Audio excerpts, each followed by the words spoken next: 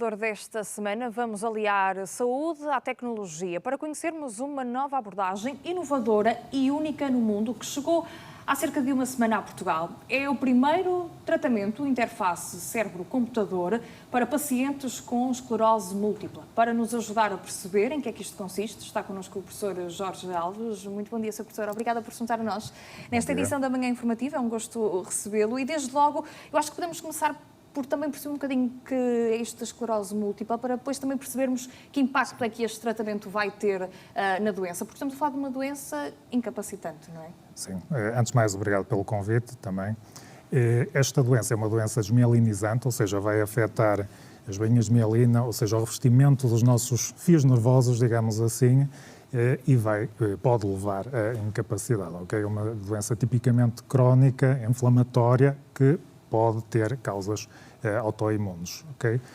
Em nível de função, da funcionalidade, o utente muitas vezes o que é que pode apresentar dificuldades tanto de marcha, como também dificuldades de sensibilidade, alterações também cognitivas, por exemplo, de memória, de atenção, velocidade de processamento, essas alterações têm vindo a ser descritas. E também existe um síndrome de fadiga em muitos dos pacientes, okay? Portanto, afeta, como julgo que é fácil compreender, o dia-a-dia, o desempenho da profissão e também tarefas até mais básicas e até de socialização, em muitos dos casos. Pode limitar. Conforme o tempo vai passando, os sintomas também vão ser mais e a qualidade de vida também vai, de alguma forma, degradando-se destes doentes? Sim, depende um bocadinho. Há várias tipologias da doença, okay? Que já foram caracterizadas. Há tipologias que são, digamos assim, um bocadinho mais isoladas, e que acontecem alguns episódios que não são tão frequentes no tempo, ou que até podem ser isolados,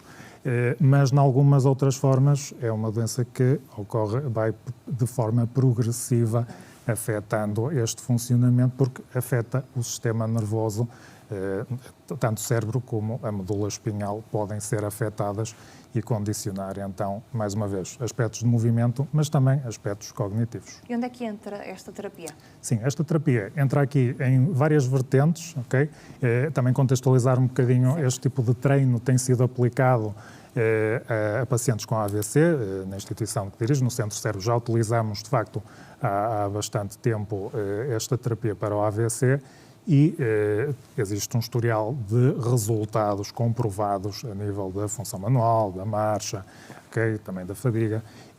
E aqui, na aplicação mais recente para pacientes com esclerose múltipla, surge para tentar melhorar, então, a marcha destes utentes, para também tentar diminuir a espasticidade, ou seja, o que é a tensão muscular excessiva, okay? Também para melhorar o equilíbrio, o controlo do movimento, de forma a possibilitar, obviamente, que o objetivo último disto é potenciar a funcionalidade no dia-a-dia, promover mais qualidade de vida e até, mais uma vez, mais participação social. Nós estamos a falar de cura, não é? Estamos a falar de melhorar a vida destes doentes. Isso que fique claro, este tipo de treino não vai incidir na patologia em si, vai incidir, digamos assim, no treino, na estimulação das funções. E, obviamente, também tem aqui sempre várias dimensões de intervenção e que é preciso, obviamente, também ponderar.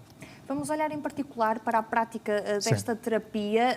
Em que é que consiste? O que é que os utentes vão fazer? Sim.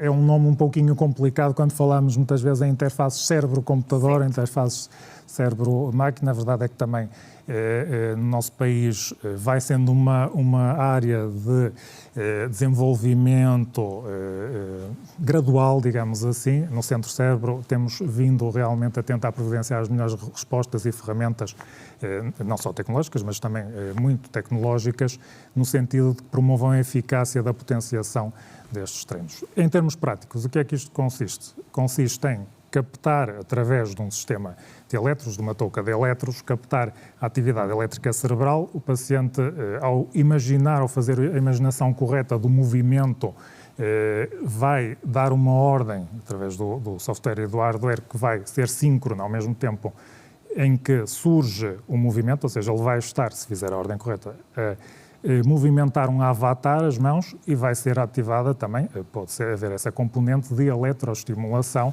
em que são ativados os músculos mãos, braços ou pernas, pé. Okay? O que é que isto faz? Isto está a retreinar a função, se quisermos numa linguagem simplista, pouco técnica, estamos a ligar o comando e a ação também potenciado pela visualização, digamos assim, do movimento. Ou seja, é uma forma de treinar que tenta ser o mais específica possível, combinando aqui mecanismos motores e cognitivos. Sr. Professor, isto de alguma forma, esta terapia, pergunto-lhe, pressupõe algum tipo de dor para o paciente ou não? Não. É muito tranquilo, não é? A forma como tudo decorre. Sim, não existe relato, mais uma vez, os dados com AVC assim o revelam, não existe, muito pelo contrário, pode até diminuir a dor, nomeadamente relacionada com a tensão muscular, ok?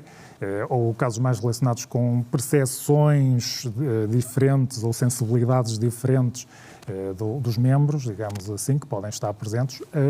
Falando aqui no caso da esclerose múltipla, aplica-se também a mesma lógica, e os dados disponíveis também sugerem, obviamente, que é um tipo de treino seguro, obviamente que primeiro é realizada uma avaliação para ver se o paciente é ou não candidato à intervenção. Nós estávamos a ver algumas imagens que depois eu penso que podemos ver novamente para tentarmos também explicar um bocadinho o antes e o depois, não é? Podermos fazer quase como um ponto de comparação. Um doente que começa e um doente que está a fazer esta terapia vai sentir que diferenças no seu dia-a-dia?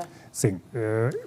Deverá notar, no caso da esclerose múltipla, a maioria dos pacientes, tal como nos casos de AVC, poderá haver, a nível da maioria dos pacientes, uma evolução da marcha. Por exemplo, uma marcha mais fluida, menos fadiga. Os efeitos são sobretudo no andar? No caso da esclerose múltipla, tipicamente a maior parte dos utentes estão mais centradas as queixas no membro inferior. Por exemplo, temos ali uma exemplificação, sim, é uma componente do treino direcionada aqui ao membro inferior. Como podem ver, o utente está ali a utilizar uma touca que vai captar a sua atividade do cérebro, que dá a ordem de movimento.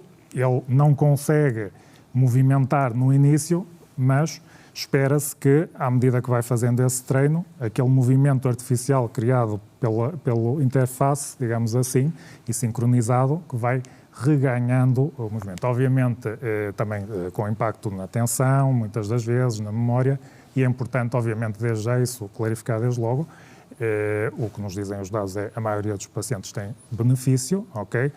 Obviamente, tal como qualquer outro tipo de treino, há pacientes que têm muito benefício, outro benefício moderado e outro pequeno benefício. Pode ter a ver com o estado da doença também?